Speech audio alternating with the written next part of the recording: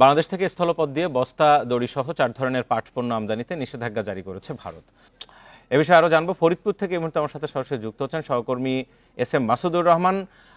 মাসুদুর রহমান, ফরিদপুর এলাকায় তো অনেকগুলো বড় বড় পাট কল রয়েছে। এই জুট মিলে এই যে খবর, এই আমদানিতে নিষেধাজ্ঞা দেওয়া, এতে করে কি ধরনের প্রতিক্রিয়া তারা জানাচ্ছেন বা কি ধরনের ক্ষতি হতে পারে? বান্ডেল থাকলে প্রতি সেনমানিতে টাকা বাঁচবে। বিকাশ সেনমানি বান্ডেল কিনে জিতুন প্রতি লেনদেনে। ফরিদপুর জেলায় পাট সবচেয়ে বেশি উৎপাদন হয়, বাংলাদেশের মধ্যে শীর্ষ জেলা হিসাবে ফরিদপুরে। আর এই পাট উৎপাদনের যে শীর্ষ জেলাকে ঘিরে ফরিদপুরে 20 থেকে 22টি ছোট বড় জুট মিল গড়ে উঠেছে, যেখান থেকে ব্যবসায়ীরা দড়ি এবং বস্তা, কার্পেট সহ বিভিন্ন পাট পণ্য তৈরি করে থাকে।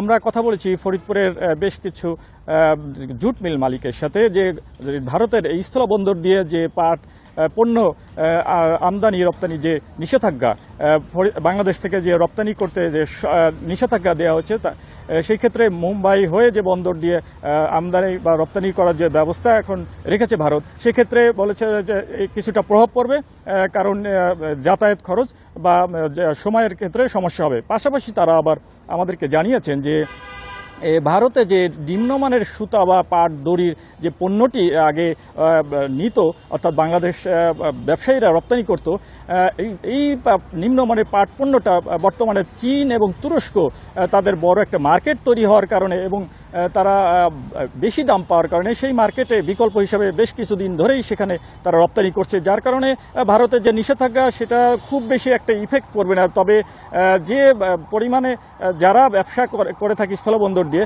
তারা কিছুটা বিপাকে পড়বে বলে মালিকরা জানিয়েছেন। আর বিকল্প ব্যবস্থা হিসাবে তারা পাট এবং পাট পণ্য এবং পাটের রশি দড়ি যে ধন্যবাদ। পাট মালিকরা জানিয়েছেন খুব বেশি ক্ষতি হবে না, তাতে প্রভাব খুব একটা পড়বে না। ধন্যবাদ আপনাকে।